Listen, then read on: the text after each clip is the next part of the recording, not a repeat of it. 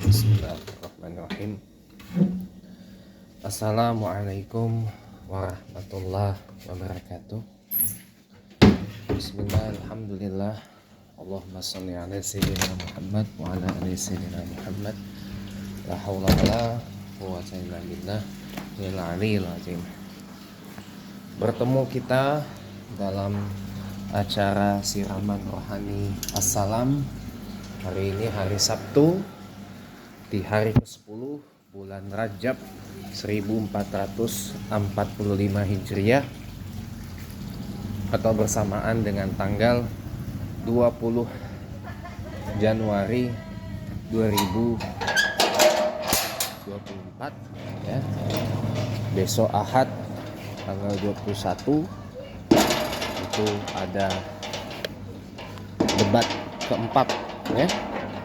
Debat keempat, sesi debat calon wakil presiden pemilu 2024. Itu bahas tentang tema energi terbarukan. Paling fokus utamanya adalah masalah energi terbarukan dan lingkungan hidup ya. Nanti hari Ahad tanggal 21 Januari 2024. Tapi bukan itu yang mau kita bahas. Yang mau kita bahas ini adalah satu hal yang dengan sangat rendah hati saya bicara. Hal ini jarang banget saya bahas, dan hal ini jarang banget saya omongin, baik itu ke diri sendiri maupun di depan umum seperti ini ya. Apa itu? Ujian terberat dalam hidup atau hal terberat dalam ujian hidup ya. Tapi kita kerucutkan, apa yang saya sampaikan ini adalah ujian terberat dalam hidup ya. Memang pemirsa, hidup ini adalah sebuah ujian. Gak cuma Islam aja yang menganggap demikian, tapi semua agama, semua kepercayaan juga menganggap ujian itu, hidup ini adalah sebuah ujian. Atau kata orang bule disebut life's a test. Hidup itu, life is a test ya. Hidup itu adalah sebuah ujian ya. Ujian yang harus kita lalui, ujian yang harus kita lewati, dan ujian yang harus kita kerjakan ya. Nah, dalam hidup ini ada dua jenis ujian kan, yang kita nilai secara emosional kemanusiaan. Yang pertama, Allah uji kita dengan sesuatu yang secara emosional kita, secara perasaan kita, secara nafsu kita menganggap itu adalah sesuatu yang tidak menyenangkan, yang tidak mengenakan, yang menyedihkan, yang menyakitkan, yang memprihatinkan, yang yang pokoknya yang nggak enak lah, atau konteksnya konteks negatif gitu ya. Ya pokoknya yang menyedihkan, yang memprihatinkan, yang menyakitkan, yang nggak mengenakan, yang nggak bikin nyaman, yang nggak bikin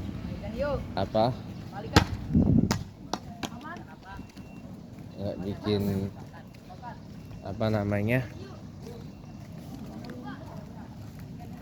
nggak bikin nggak bikin hidup kita tuh jadi menyenangkan gitu ya.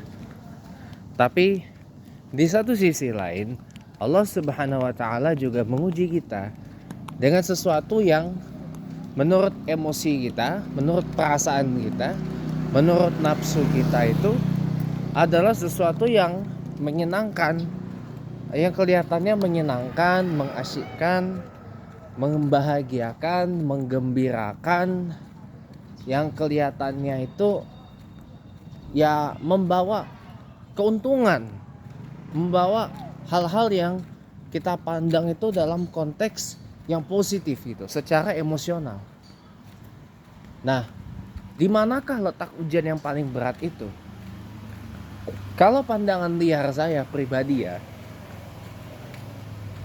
Kalau kita kalau kita sedang ya lagi apes-apesnya nih, lagi sedih-sedihnya nih, lagi nggak ini banget gitu loh, lagi nggak berdaya banget gitu loh, lagi lemah banget gitu loh, lagi nggak nyaman banget gitu loh, lagi nggak seneng, nggak menyenangkan banget gitu loh. Kita tiba di, misalkan taruhlah kita tiba di titik rendah, titik paling rendah dalam kehidupan kita gitu loh, di titik dimana kita tuh jatuh ke lubang kesedihan yang mendalam, titik dimana kita jatuh ke lubang kehinaan yang dalam banget gitu loh, titik dimana kita tuh merasa kita tuh udah nggak pengen hidup lagi gitu loh.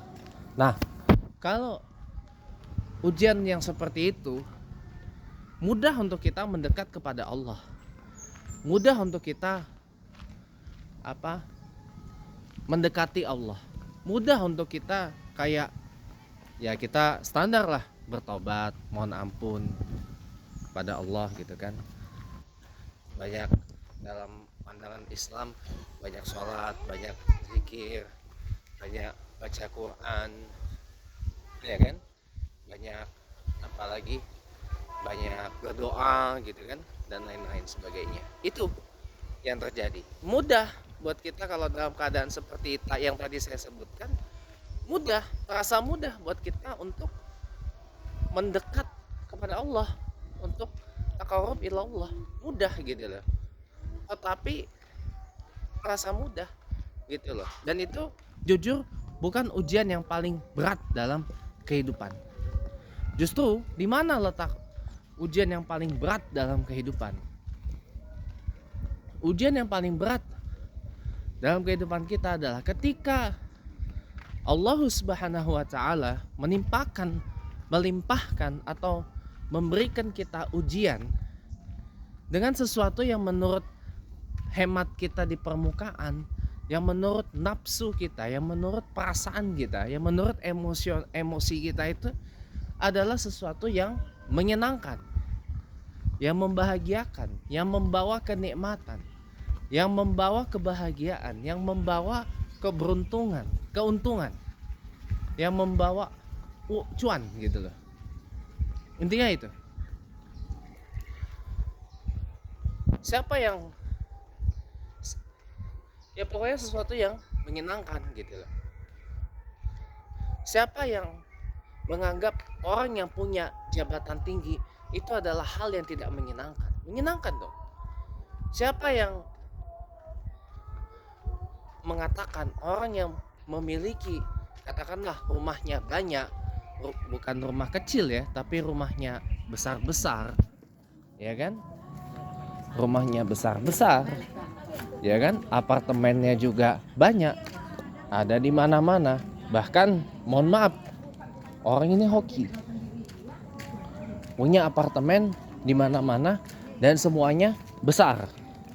Bahkan beberapa diantaranya berjenis penthouse, ya, yang besar banget itu. Nah, siapa yang bilang kalau orang yang punya itu adalah hal yang tidak menyenangkan? Pasti ya menyenangkan, orang senang, orang happy, orang bahagia gitu loh. Siapa orang yang mengatakan ketika orang itu memiliki uang yang sangat banyak, berlimpah gitu ya, di rekening bank itu mungkin nggak berseri lagi uangnya. Kalau pegang uang di ATM atau pegang uang kertas itu udah nggak berseri lagi cashnya, ya. Bahkan nyaris nggak punya hutang piutang di mana-mana. Siapa yang mengatakan hal itu tidak menyenangkan? Pasti menyenangkan. Siapa yang mengatakan orang yang memiliki mobil yang banyak dan mobilnya pun macam-macam, mulai dari mobil standar, mobil rakyat, sampai mobil yang mewah yang harganya bisa miliaran hingga puluhan bahkan ratusan miliar rupiah dia punya, ratusan miliar dia punya, ya, dia pelihara mobil itu dan masih bahkan dipakai. Dan alhamdulillahnya belinya pun tidak dengan kredit tapi dengan cash tunai, dan pajak-pajaknya dibayarkan gitu loh. Nah, siapa yang mengatakan kalau hal itu tidak menyenangkan? Pasti menyenangkan. Nah, siapa juga yang mengatakan ketika orang memiliki jabatan yang tinggi, punya karir yang tinggi, mentereng posisinya, status sosialnya tinggi, mentereng, terpandang gitu loh. Siapa yang mengatakan itu adalah hal yang tidak menyenangkan? Siapa juga orang yang mengatakan, oh dia punya kekuasaan, dia punya power yang tinggi, kekuasaannya tinggi banget, pengaruhnya tinggi, bahkan kekuasaannya tuh absolut, mutlak gitu ya, di atas undang-undang, bahkan di atas hukum Islam, di atas Quran, di atas hadis, di atas sunnah Rasulullah gitu kan ya. Jadi apa ya? Saya ke kiri dulu. Jadi apa ya? Kalau siapa yang mengatakan hal itu tidak menyenangkan, pasti orang akan mengatakan menyenangkan. Dia punya jabatan tinggi, dia punya kekuasaan, dia punya karir yang mentereng, dia punya power, dia bisa melakukan semua yang dia inginkan, bisa melakukan semua yang dia mau, karena dia punya kuasa untuk itu. Siapa yang mengatakan itu hal yang tidak menyenangkan? Itu impossible banget. Pasti orang mengatakan itu adalah hal yang menyenangkan. Nah,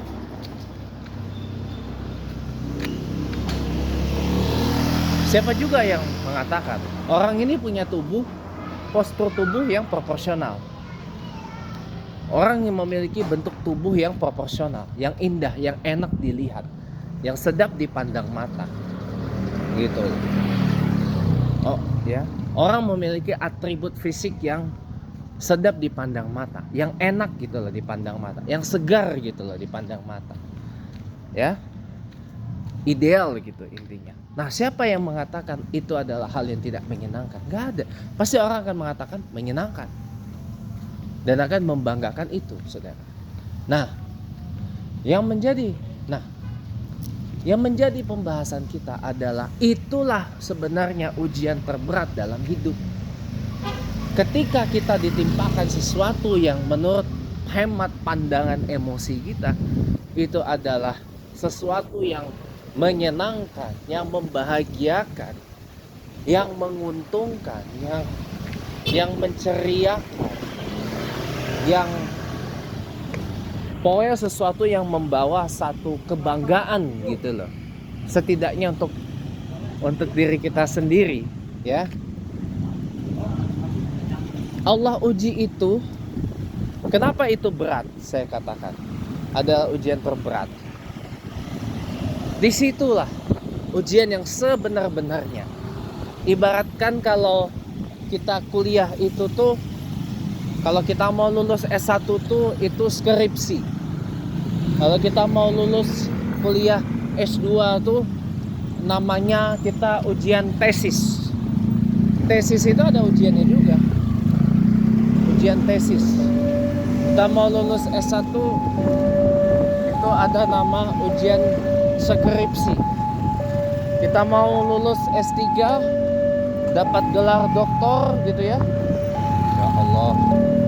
Kamu dapat gelar doktor gitu, ada yang namanya ujian disertasi. Ya. Ujian disertasi. Kita mau dapat gelar profesor pun ada ujiannya juga. Kita mau dapat gelar profesi pun itu pun juga ada ujiannya. Ya, ujian sertifikasi profesi yang biasa dilakukan oleh BNSP, Badan Nasional Sertifikasi Profesi Republik Indonesia, ya kan? Dan itu ada banyak sertifikasi yang ditawarkan gitu. Mau dapat sertifikasi ulama pun juga ada ujian sertifikasinya. Jadi tidak sembarang. Maka daripada itu, itulah analogi ujian. Kalau kita ditimpa, Allah uji kita dengan sesuatu yang menurut hemat pandangan kita adalah sesuatu yang menyenangkan, adalah sesuatu yang menggembirakan, adalah sesuatu yang menurut hemat pandangan kita adalah sesuatu yang membahagiakan, menceriakan, yang menyenangkan. Garis besarnya itu, punchline-nya adalah sesuatu yang menyenangkan gitu loh. Karena itulah ya, itu ujian yang berat. Kenapa? Pertama, tidak semua orang mampu lulus dari ujian itu. Tidak semua orang mampu lulus dari ujian itu. Kenapa? Yang diuji adalah ketika Allah Subhanahu wa Ta'ala, sang pemberi nikmat, sang pemberi kekayaan, sang pemberi keuntungan, sang pelimpah hal yang menyenangkan, sang pelimpah hal yang membahagiakan, sang pelimpah hal yang menceriakan kita. Allah uji kita dengan itu. Ada satu pertanyaan dalam soal ujian itu. Masihkah kita mendekat kepada Allah? Masihkah kita bersujud kepada Allah? Masihkah kita merendahkan diri kita di hadapan Allah? Masihkah kita menganggap Allah itu adalah segalanya? Dan yang paling penting, masihkah kita membutuhkan Allah? Ada soal ujian itu. Nah, ini yang bikin orang tuh gak lulus ujian ini. Ketika sudah Allah timpakan sesuatu yang dari pandangan kita menyenangkan, orang itu mendadak amnesia, lupa daratan. Sudah diangkat oleh Allah dengan ujian kenikmatan itu, tapi dia lupa daratan. Dia lupa dia ini hanya hamba Allah dan tidak bisa apa-apa kalau bukan karena intervensi dan campur tangan dari Allah. Tidak bisa apa-apa dia kalau bukan karena kuasa dari Allah. Tidak bisa dia menjadi seperti sekarang kalau bukan karena kasih sayang dari Allah. Tidak bisa dia menjadi seperti sekarang kalau bukan karena ridho dari Allah. Tidak bisa dia menjadi seperti yang Allah berikan apa yang menurut kita sesuatu yang menyenangkan itu kalau bukan karena kehendaknya Allah. Dalam soal ujian itu juga disebutkan, masihkah dia mengingat Allah? Nah, banyak orang yang tidak lulus. Kenapa?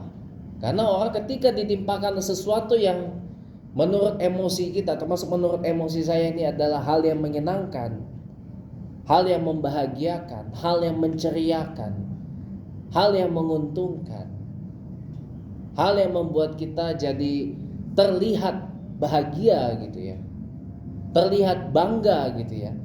Lupa bahwa itu semua adalah pemberian dari Allah dan itu hanya titipan. Itu pun juga hanya sementara. Sudah itu pasti kita tinggal. Tidak mungkin kita bawa jabatan kita menghadap Allah. Itu dipertanggungjawabkan nanti. Tidak mungkin kita bawa seluruh harta kita ketika kita pulang kepada Allah nanti. Tidak mungkin kita bawa seluruh kekuasaan kita, status sosial kita ketika kita pulang menghadap Allah nanti. Tidak mungkin kita membawa semua hal yang kita banggakan sehingga kita membuat kita menjadi amnesia dan lupa diri kepada Allah.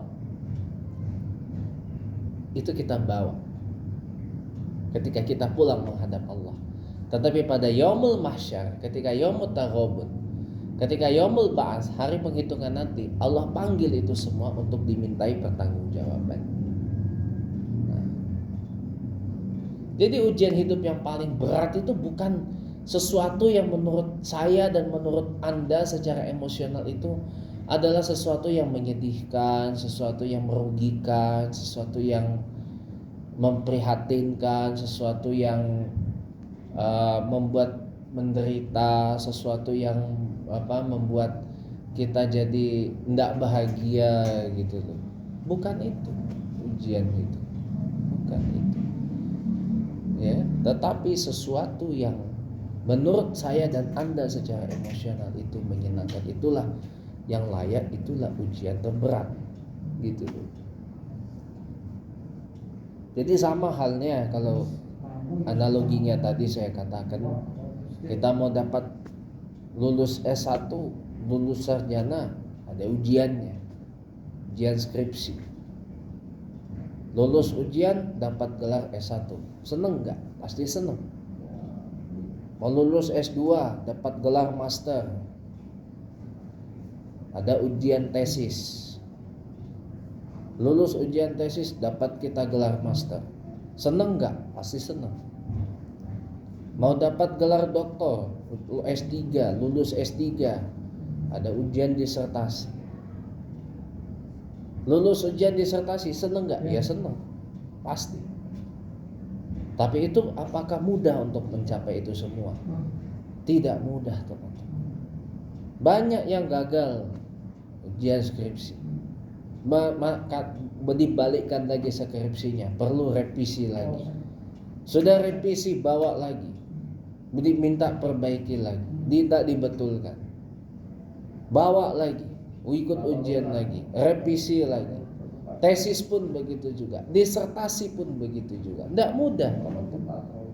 Tidak mudah untuk mencapai kenikmatan dengan kenikmatan itu. Tidak mudah, teman-teman. Tidak mudah. Apakah dengan gelar akademik itu bisa kita pertanggungjawabkan? Belum tentu. Itu ujian selanjutnya justru. Ujian selanjutnya justru mempertanggungjawabkan gelar akademik kita. Kalau kita lulus S1, selanjutnya mau ngapain? Dapat sarjana mau ngapain? Dapat master mau ngapain? Dapat doktor mau ngapain? Itu ujian selanjutnya tuh di situ, teman-teman. Ujian sebenarnya ada di situ. Kalau itu baru permulaan. Nah, ketika kita diuji dengan apa yang tadi telah saya sebutkan sebelumnya, ada soal ujian. Masihkah kita mengingat Allah? Masihkah kita mau mendekat kepada Allah? Masihkah kita mau bersujud pada Allah? Masihkah kita mau menyembah Allah? Masihkah kita menganggap Allah itu sebagai Tuhan satu-satunya? Masihkah kita di dalam hati dan pikiran kita mengatakan la ilaha illallah, tiada Tuhan selain Allah, atau tidak ada Tuhan yang sepatutnya, seyogyanya, seharusnya, sepatutnya dan setulusnya disembah kecuali Allah? Masihkah tertanam? Itu banyak soal-soal ujian itu. Maaf noise. Itu ada soal ujian itu. Tapi apakah mampu semua dari kita lulus? Belum tentu. Saya yang ngomong ini aja belum tentu bisa lulus dari ujian itu. Karena itu kita perlu sama-sama belajar untuk bisa lulus dari ujian itu. Karena kalau kita nggak lulus ujian itu, ujian yang Allah berikan dengan sesuatu yang menurut hemat kita kenikmatan itu, kita mau nggak mau harus ikut ujian susulan, harus ikut ujian remedial, harus direvisi lagi biar lulus ujian.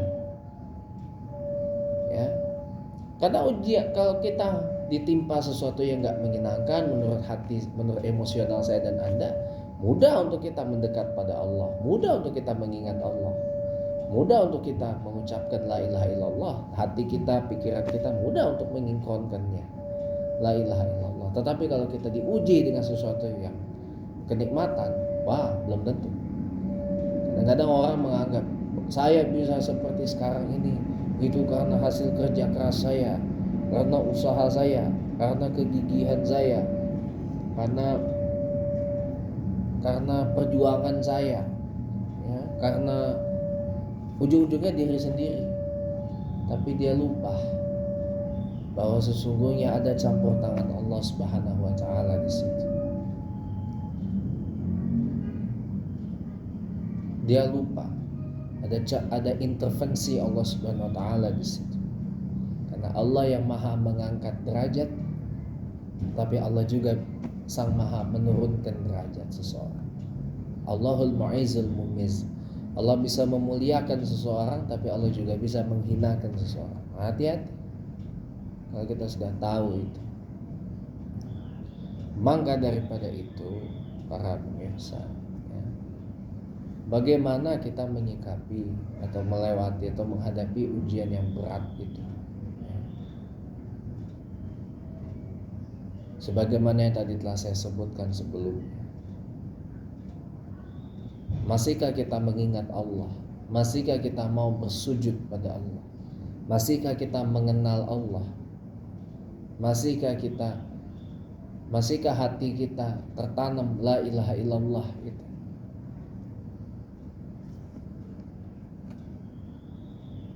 Masihkah tertanam bahwa kita ini adalah umat Nabi Muhammad sallallahu alaihi wasallam, bahwa kita ini hamba Allah?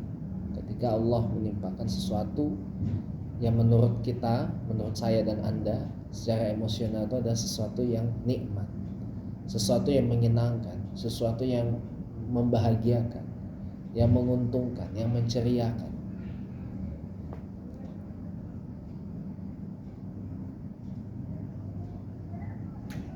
Semua ini adalah ujian. Hidup ini adalah ujian. Barang siapa nggak bisa melewati, nggak lulus satu ujian, maka dia harus ikut ujian susulan, harus ikut ujian ulangan atau remedial. Ya. Kasihan gitu. Maka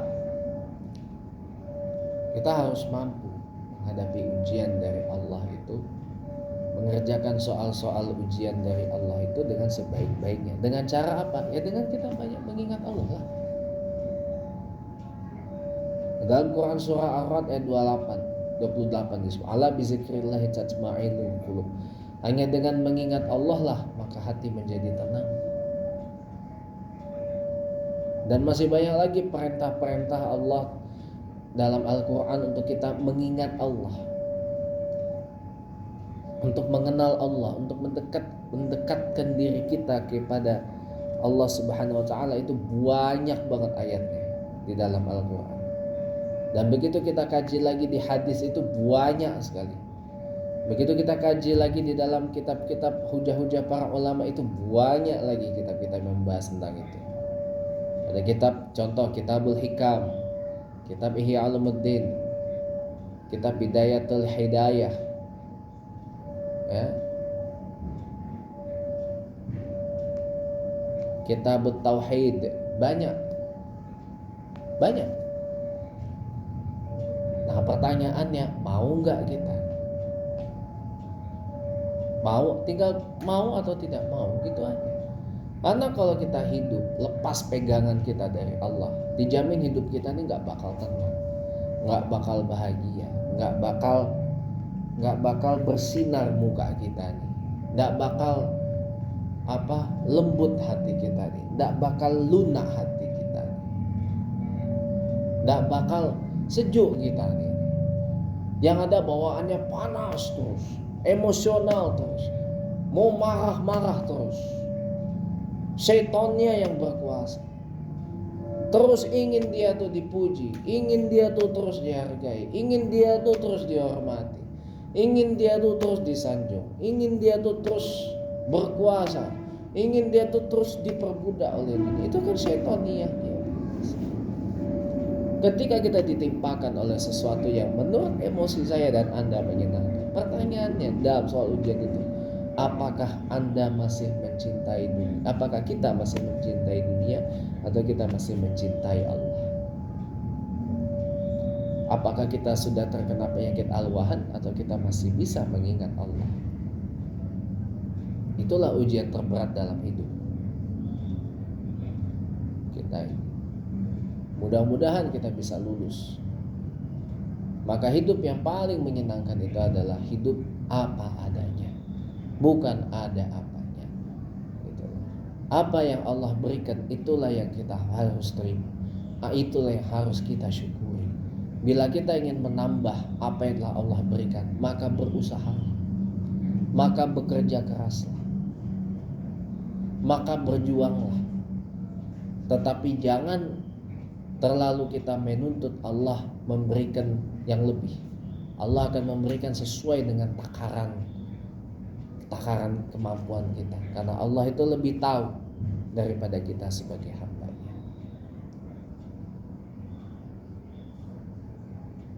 Mudah-mudahan bermanfaat. Semoga kita ketika Allah menimpakan sesuatu yang menurut saya dan Anda secara emosi itu menyenangkan, mudah-mudahan kita masih bisa diberikan kekuatan, diberikan kenikmatan untuk mengingat Allah, dan mau kita bersujud pada Allah, mau kita mengingat Allah, mau kita menyerahkan diri kita kepada Allah Subhanahu wa taala. Wassalamualaikum warahmatullahi wabarakatuh.